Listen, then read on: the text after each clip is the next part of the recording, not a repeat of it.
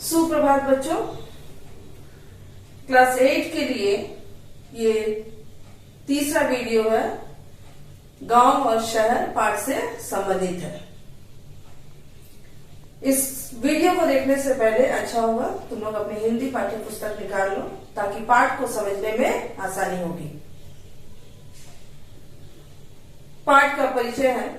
इस पाठ में ग्रामीण तथा शहरी जीवन का सजीव चित्रण किया गया है।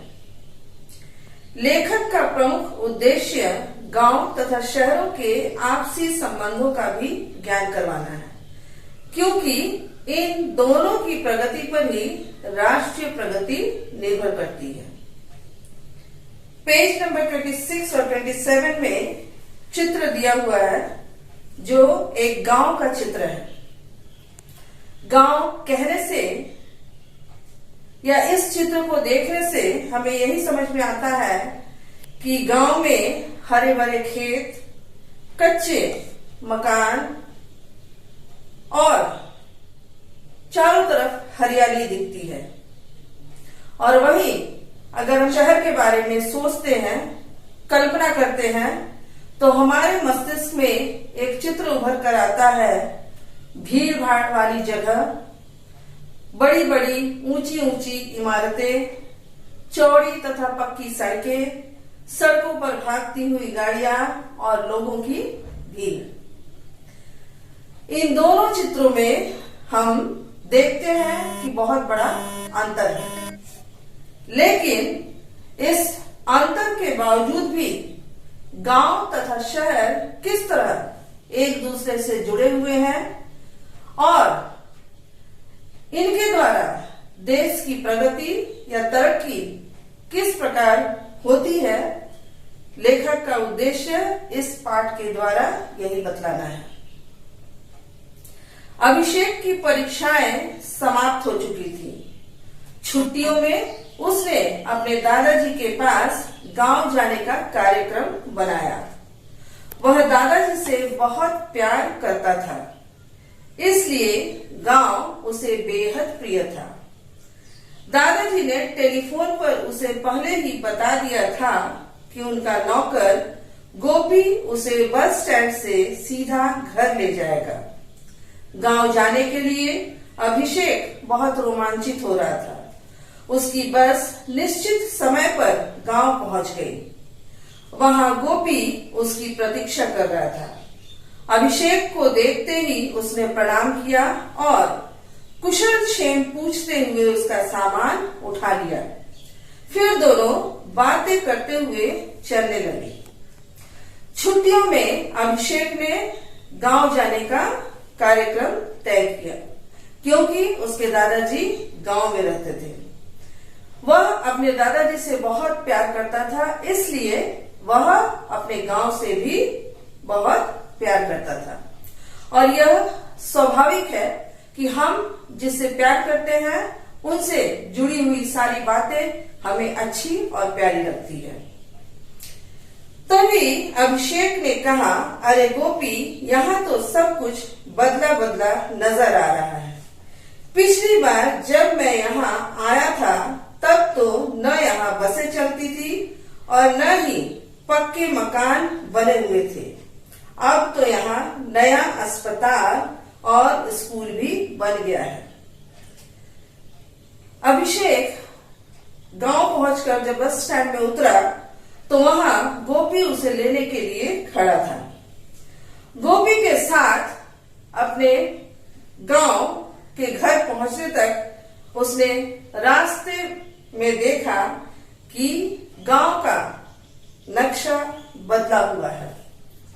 इसलिए उसने गोपी से कहा कि जब वह पिछली बार आया था तो न तो वहां बस चलती थी और न ही पक्के मकान बने हुए थे, और अब उसे बसें भी दिखाई दे रही है, पक्के मकान भी दिखाई दे रहे हैं, नए अस्पताल और स्कूल भी दिख रहे हैं। गोपी ने भी प्रसन्नता से कहा, हाँ भैया, आप ठीक कह रहे हैं। अब अपने गांव का स्वरूप बहुत परिवर्तित हो चुका है। आजकल के गांव पहले जैसे नहीं रहा। अभिषेक ने देखा कि इन 1 वर्षों में उसके गांव में बहुत सारे परिवर्तन हो चुके हैं और गांव का स्वरूप बिल्कुल बदल चुका है। गोपी ने अभिषेक को बताया, अब तो यहाँ भी सरकार ने पानी तथा बिजली की उचित व्यवस्था कर दी है। अब हरिया भैया भी हल से नहीं ट्रैक्टर से खेती करते हैं। समय समय पर सरकारी कृषि विशेषज्ञ यहाँ आकर हमारे किसान भाइयों को खेती के वैज्ञानिक ढंगों से परिचित कराते हैं।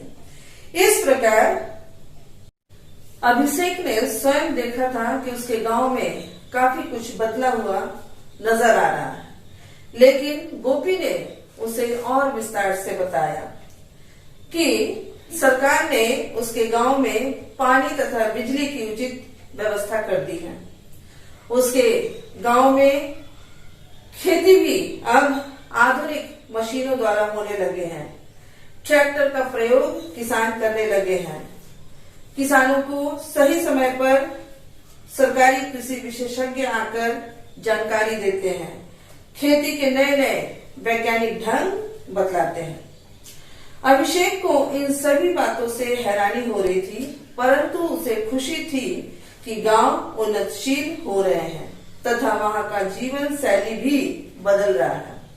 ये केवल अभिषेक के गांव की ही नहीं, बल्कि सरकार की कोशिश है कि हमारे देश के प्रत्येक गांव का विकास हो। वहां सारी सुविधाएं जो आवश्यक है वो पहुंचाई जा सके। बिजली तथा पानी की व्यवस्था की जा रही है। किसानों को आधुनिक उपकरण दिए जा रहे हैं खेती के लिए। दोनों अपनी बातों में मग्न घर की तरफ आ रहे थे। तभी रास्ते में उन्हें रामधन मिल गया, जो कि गोपी का घनिष्ठ मित्र था। अभिषेक को देखकर उसने प्रणाम किया, फिर चहकते हुए कहा, अभिषेक भैया, जब भी मैं किसी को शहर से आते हुए देखता हूँ, तब मेरा मन भी शहर जाने के लिए व्यग्र हो उठता है। वहाँ का जीवन कितना सुखमय तथा सुविधाओं से परिपूर्ण होता है। बुधना और राम प्रसाद भी तो वहाँ गए हुए हैं। रामधन गोपी का मित्र था। वह शहरी चमक दमक, शहरी जीवन से बहुत प्रभावित होता था। इसलिए जब भी वह किसी व्यक्ति को शहर से आते हुए देखता था या कोई व्यक्ति ऐसा मिल जाता था जो शहर जाकर वापस लौटा हो, तब वह बड़ा प्रसन्न होकर उससे मिलता था और उनको देखकर उसकी भी बड़ी इच्छा होती थी कि वह भी शहर जाए, क्योंकि उसे लगता था कि शहर का जीवन अत्यंत सुखमय तथा सुविधाओं से परिपूर्ण होता है।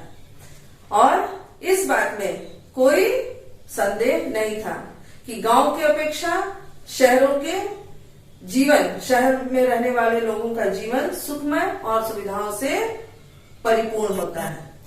गोपी ने उसे बीच में टोकते हुए कहा, रामधन, क्या तुम हर वक्त शहर के सपने देखते रहते हो?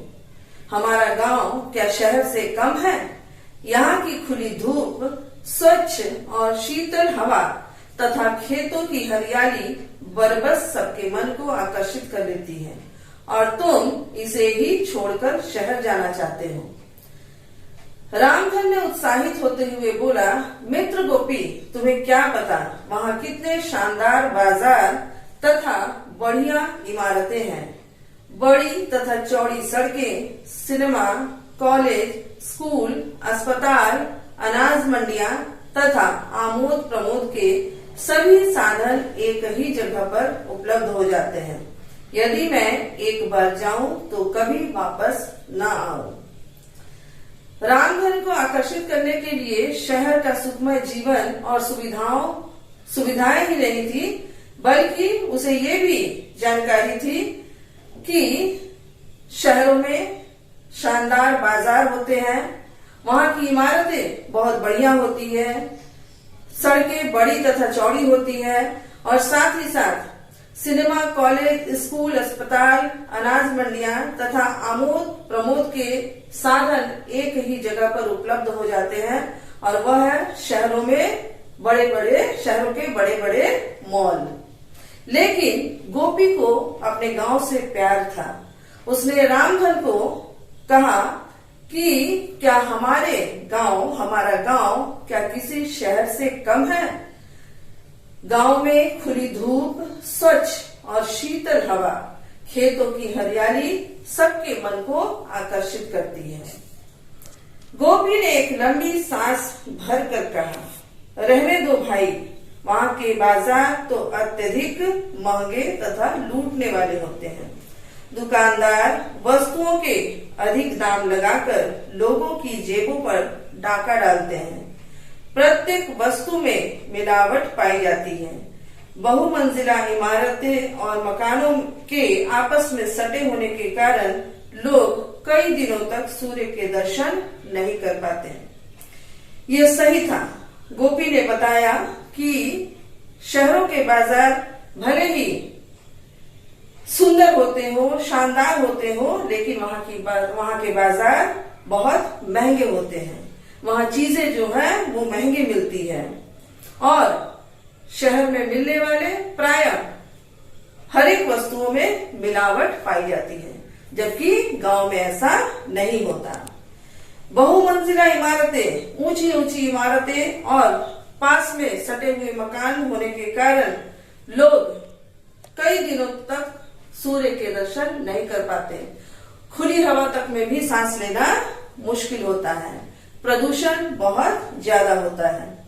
उन दोनों की बातें सुनकर अभिषेक मुस्कुराने लगा। फिर उसने जिज्ञासावश गोपी से पूछा, वाह गोपी, तुम्हें इन सभी बातों का ज्ञान कहाँ से हुआ? तुम तो कभी शहर भी नहीं गया। रामधन और गोपी कभी शहर नहीं गए थे, लेकिन फिर भी शहर के बारे में उन्हें जो भी जानकारी थी वो बिल्कुल सही थी। इसलिए अभिषेक ने गोपी से जानना चाहा कि उसे इन सब बातों की जानकारी कहाँ से मिली। गोपी ने खुश होकर कहा, भैया, शहर के बहुत से लोग कभी कभी गांव आते रहते हैं। उन्हीं से ही शहर के बारे में जानकारी प्राप्त होती है। रामधन ने कहा, अभिषेक भैया, क्या यह सच कह रहा है? रामधन इस बात को मानने के लिए तैयार नहीं था कि शहर में वस्तुओं में मिलावट होती है। बाजार में दुकानदार वस्तुओं के दाम अधिक बताकर लोगों की जेबों पर डाका डालते हैं, या फिर मकान आपस में सटे होने के कारण लोग कई दिनों तक सूर्य के दर्शन नहीं कर पाते हैं। तब अभिषेक ने गंभीर होकर कहा कि हाँ रामधन, गोपी ठीक कह रहा है, लेकिन कुछ हद तक तुम्हारी बातें भी उचित हैं। शहरी चकाचौंध से प्रभावित होकर बहुत से गांव के लोग शहरों की ओर पलायन कर रहे हैं, जिससे शहरों की जनसंख्या अत्यधिक बढ़ रही है। इसके कारण कई दुष्परिणाम हमारे सामने आ रहे हैं। शहरी चमक दमक से प्रभावित होकर बहुत से गांव के लोग शहरों की तरफ भाग रहे हैं, लेकिन केवल शहरी आकर्षण से ही प्रभावित होकर नहीं, बल्कि रोजगार के लिए भी गांव के बहुत सारे लोग शहरों की तरफ जाते हैं और इसी कारण शहरों की जनसंख्या बहुत ज्यादा बढ़ रही है, जिसके कई बुरे परिणाम हमारे सामने आ रहे हैं। रामधन ने जिज्ञासा से पूछा, भैया, कैसे दुष्परिणाम? अभिषेक ने उन्हें विस्तार पूर्वक बताया। अत्यधिक जनसंख्या के कारण महंगाई, आवासीय समस्या और बेरोजगारी की समस्या उत्पन्न हो गई है और पर्यावरण भी दिन प्रतिदिन प्रदूषित होता जा रहा है। बढ़ती हुई जनसंख्या के कारण महंगाई, रहने की समस्या और बेरोजगारी की समस्या उत्पन्न हो रही है। साथ ही साथ पर्यावरण भी प्रदूषित हो रहा है और इधर शहरों में रहते हुए मानव ऐश्वर्यपूर्ण साधनों की ओर अधिक आकर्षित हो रहा है, जिसके फलस्वरूप वह नए साधनों को जुटाने में लगा रहता है। इस कारण उसे अत्यधिक बौद्धिक व्यायाम भी करना पड़ता है। परिणाम स्वरूप वह तनाव तथा अनगिनत बीमारियों से ग्रसित हो रहा है। शहरों में रहते हुए लोग अधिक सुख सुविधाओं को पाने की इच्छा रखते हैं, पाने की चाह रखते हैं, जिसके कारण वे तनाव और कई बीमारियों के शिकार हो रहे हैं, कई बीमारियों से ग्रसित हो रहे हैं। रामधन ने कहा, हाँ भैया, बढ़ती जनसंख्या ने तो हमारे गांव को भी प्रभावित किया है। जनसंख्या में वृद्धि केवल शहरों में भी नहीं बल्कि गांव में भी हो रही है। यहाँ भी कृषि योग्य भूमि कम होती जा रही है, चारागाहों की भी कमी हो रही है और पशु भी भूखमरी का शिकार हो रहे हैं। बड़ा परिवार होने के कारण भी कुछ लोग रोजगार की तलाश में विवश होकर गांव छोड़कर शहरों की ओर जा रहे हैं। शहरों में अत्यधिक जनसंख्या के कारण महंगाई, रहने की समस्या, बेरोजगारी की समस्या और प्रदूषण बढ़ रहा है और वहीं गांव में बढ़ती जनसंख्या के कारण कृषि योग्य भूमि की कमी हो रही है, चारागाहों की कमी हो रही है और पशु भूखमरी का शिकार हो रहे हैं। तीनों बातें करते हुए कब घर पहुंच गए? तीनों बातें करते हुए अर्थात अभिषेक, गोपी तथा रामधन। यह उन्हें पता ही नहीं चला। सामने आंगन में दादाजी कुर्सी पर बैठे अखबार पढ़ रहे थे। अभिषेक, गोपी तथा रामधन ने दादाजी को प्रणाम किया। तब तक धनिया, जो दादाजी का दूसरा नौकर था, वहां चाय ले आया। अभिषेक और दादाजी अपनी बातें करते हुए घर के भीतर चले गए, परंतु गोपी तथा रामधन आंगन में ही खड़े होकर पुनः बातें करने लगे। दादाजी ने गोपी और रामधन को आपस में उलझते देखा तो अभिषेक के साथ बाहर आ गए। रामधन और गोपी अभी तक अपनी अपनी बातों पर अड़े हुए थे। उनके पूछने पर गोपी ने कहा, दादाजी, रामधन हमेशा गांव की बुराई तथा शहर का गुणगान करता रहता है। तब दादाजी ने दोनों को समझाते हुए कहा कि गांव तथा शहर दोनों ही एक दूसरे के सहयोगी तथा पूरक है। यदि गांव भारत की आत्मा है तो शहर शरीर की भांति है। कच्चे माल की पूर्ति गांव द्वारा ही होती है, वे ही शहरों को आवश्यक वस्तुएं प्रदान करते हैं। तभी अभिषेक ने कहा, हाँ दादाजी, स्वतंत्रता प्राप्ति के पश्चात तो हमारे गांव का स्वरूप तेजी से परिवर्तित हो रहा है। अब तो हर गांव में स्कूल, कॉलेज, स्वास्थ्य केंद्र तथा पक्की सड़कें भी बन गई हैं और यहाँ पर संचार सुविधाएं उपलब्ध कराने की सरकार की पूर्ण कोशिश है। गांव द्वारा शहरों को कच्चे माल की पूर्ति होती है। इसके अतिरिक्त अनाज, फल फूल, सब कुछ शहरों को गांव ही प्रदान करता है और शहरों से उन्हें तैयार माल मिलता है। इस प्रकार गांव और शहर दोनों एक दूसरे पर आश्रित है। स्वतंत्रता के पश्चात, आजादी के पश्चात गांव के स्वरूप में भी तेजी से बदलाव आ रहा है और गांव में भी वे सारी सुविधाएं उपलब्ध करवाने की कोशिश सरकार कर रही है। रामधन ने कहा, दादाजी कुछ भी कहिए, परंतु गांव के कुछ लोग अभी भी पिछड़े हुए हैं। न उनके पास उन्नति की नई योजनाएं हैं, न नए विचार। तब दादाजी ने प्यार से समझाते हुए कहा, नहीं रामधन, ऐसी बात नहीं है।